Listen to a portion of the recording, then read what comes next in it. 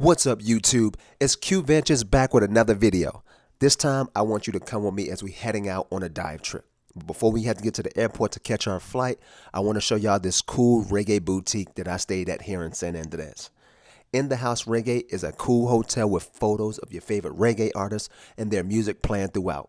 Its location is cool because whether you want the beach right across the street or the pool here, the vibes will be hitting you.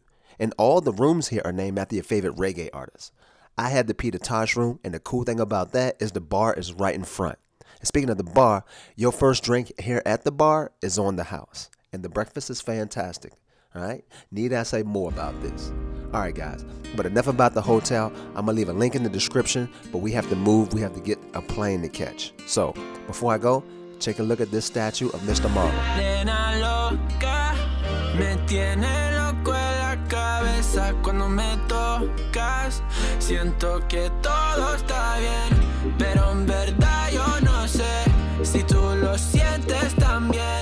Entonces quiero saber por qué desde que te vi yo vivo diferente. No me importa a mí lo que dice la gente, porque tú siempre la prendes candela. Te quiero a mi lado toda la vida, mi nena. La mano pegada y los pies en la arena. Pase lo que pase, baby, vale la pena. Ay, baby, yo te quiero. Es mentira. So that puddle jumper over there is what brought us to La Providencia for our diving adventure. For some of y'all who don't know, La Providencia is a quick hop and a skip from San Andres. With about a good 30 minutes in the air, there's little to no time to do anything before we end up landing. Right now, we're outside the airport in the immigration line. This is where we have to show our passport and tourist card to get into the island, something that everybody has to do. I forgot how much a tourist card is, but I know it's not more than a few dollars. So after a quick check-in, we're going to grab our luggage from the tarmac, load up the van, and head on over to the hotel. All right? Desde que te vi, yo vivo diferente. No me importa a mí lo que dice la gente, porque tú siempre la prendes candela. Te quiero a mi lado toda la vida, mi nena. La mano pegada y los pies en la arena. Pase lo que pase, baby, vale la pena. Ay, baby, yo te quiero. So we're here at our hotel checking in and dropping our bags off right quick before heading back out. My man Hans, who owns a dive shop on San Andreas, put all this together. Usually they do about 1 or 2 dives a year, so this is one of them. But today he has several things planned for us as we're going to spend the day exploring the island because the next 2 days will be filled with several dives all around the island. Some deep, some night dives, maybe some sharks. We'll see what else we come up with, all right? So next, we're going to fill up the vans and hop on a boat over to one of the next islands to do some snorkeling and get some good panoramic views of the island. Following that, take in some lunch, and then we're going to finish it off with another island called Santa Catalina, where they have like an old fort. So we're going to try to fit all this in before the day is over, and then after that, we're going to get some ice cream to wrap it up. So I got my swimsuit, my sunscreen, my snorkel, and my GoPro. Let's get it, y'all. I'm going to meet y'all at the next stop. All right.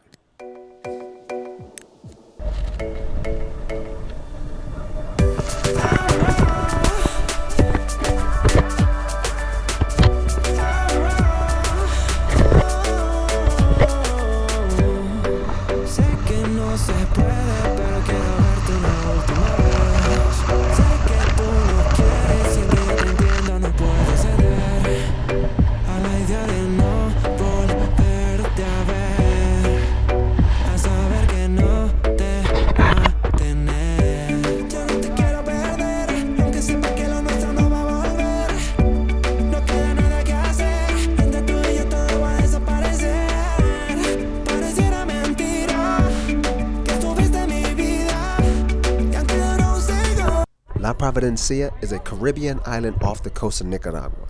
It makes up the 3rd island in the San Andres, Santa Catalina, Colombian's archipelago.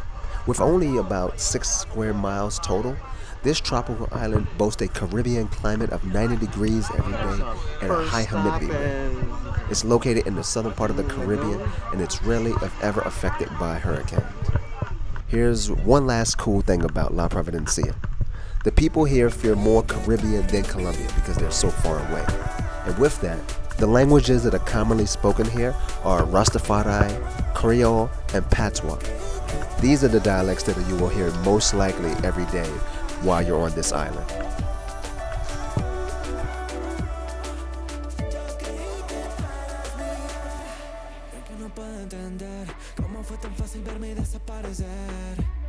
Aunque no es conmigo, ¿dónde estás? Sé que estás bien. Yo no te quiero perder, aunque sepa que lo nuestro no va a volver. No queda nada que hacer, entre tú y yo todo va a desaparecer. Pareciera mentira que estuviste en mi vida. Check this out, man. So we just got finished hiking up to the top of there. I got you guys some shots of what is up there and stuff. And we came back down to do a little bit of snorkeling right here. You saw the boat dropped us off like right there. So this little lagoon and stuff is fantastic. The water is nice.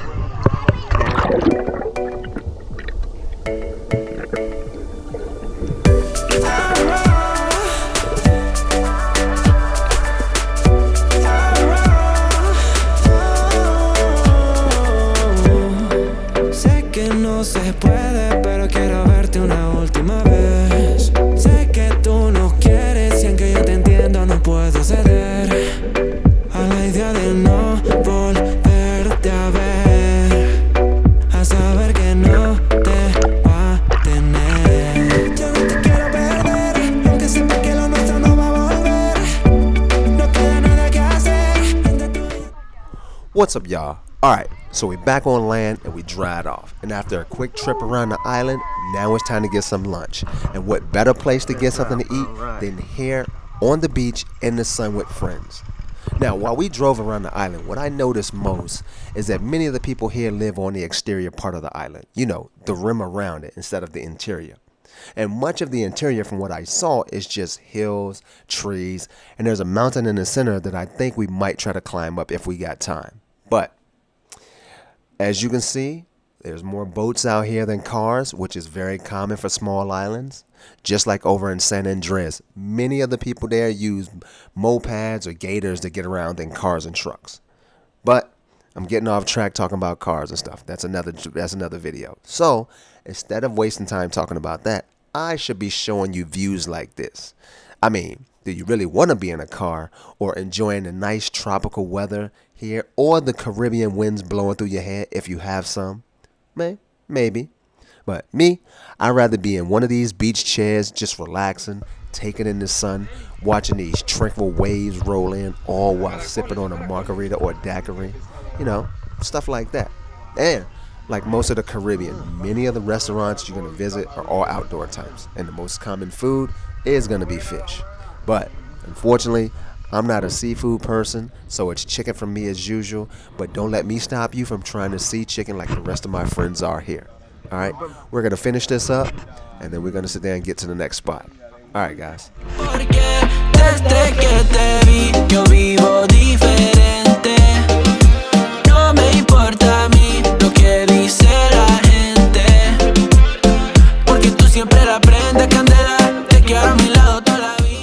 After a quick nap on the beach, y'all, and catching some rays, it's time for the last stop on the island tour. Santa Catalina. Like I mentioned before, it's part of the archipelago de San Andres. And to get there, we have to cross Lover's Bridge, a 330-foot long bridge that links both islands together. Now, I was told that there's a hidden beach on the other side of this island, but to get there, we have to pass the old fort first. So, let's see if we can find this beach and see what else we can find here. All right, come with me.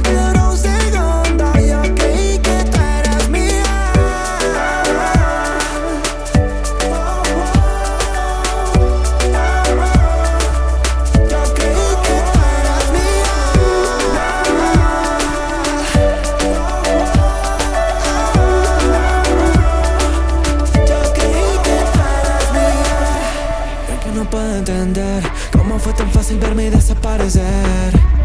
Aunque no es conmigo, ¿dónde estás? Sé que estás bien. Yo no te quiero perder, aunque sepa que lo nuestro no va a volver.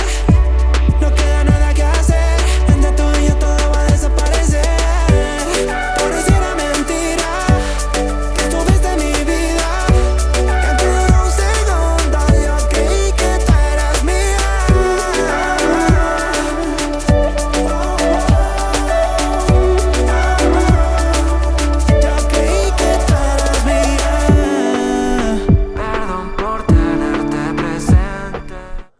a look at these.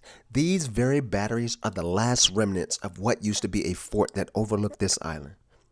During the pirate era of the 1600s through the 1800s, many privateers docked and made these two islands their base, as they raided merchant ships throughout the southern and northern parts of the Caribbean. It is noted that the privateer Henry Morgan used this island and this fort to raid Panama and other neighboring ports of their treasures. Now, it is believed that Morgan stashed much of his treasure on this island. What he couldn't take back to Jamaica, he supposedly hid here. And as small as this island is, it could be possible that buried treasure may still exist here. And another notable privateer was Louis Michel, who used this island during the 1800s to raid ships from Texas to Cartagena, and was instrumental in helping Seaman Bolivar with the evacuation of Cartagena against the Spanish in 1815. The history of these two islands are very interesting. Just imagine, centuries ago, hundreds of privateers and pirate ships roamed these very passageways, preying on merchant ships, British vessels, Spanish galleons, carrying gold and silver from Peru and Panama back to Spain, and several of them had to come under fire from these batteries. Amazing.